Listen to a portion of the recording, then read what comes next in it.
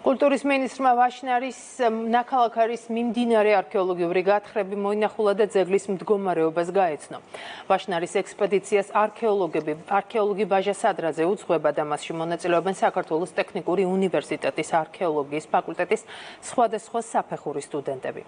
მიმდინარეობს კვლევა-ძიების სამუშაოები, ძველი მონაკვეთების გაწმენდა და ახლების შესწავლა.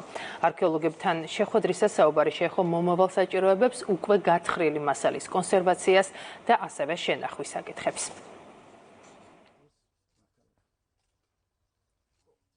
მოინახულეთ გათხრის შედეგები, აქ ორი პროექტი მიმდინარეობს პარალელურად. ერთი გახლავთ კულტურული მემკვიდრეობის სააგენტოს მიერ დაფინანსებული და ხელშეწყობილი არქეოლოგიური გათხრები ბატონი ვაჟას ხელმძღვანელობით და მეორე პროექტი გახლავთ არქეოლოგია ახალგაზრდებთან ერთად, რომელსაც აფინანსებს სამინისტრო და ჩვენ ექსპედიციაში გამოვაგზავნეთ ტექნიკური უნივერსიტეტის სტუდენტები, რომლებიც სარგებლობენ საზაფხულო პერიოდით. ვაშნარის ნაქალაქარი წარმოადგენს ადრექრისტიანული პერიოდის ციხე-ქალაქს, რომელსაც ძალიან დიდი ისტორიული ღირებულება გააჩნია და დარწმუნებული ვარ, რომ არქეოლოგიური გათხრების დასრულების შემდეგ გურიის რეგიონში ვაშნარის ნაქალაქარი იქნება ძალიან მნიშვნელოვანი ტურისტული მიზიდულობის ცენტრი. ძირითადად ეს არის შიდა ციხის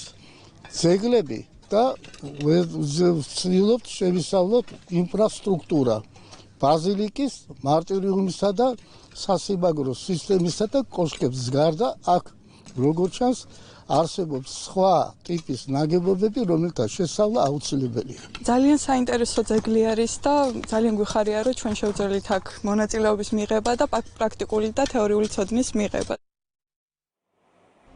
პირდაპირ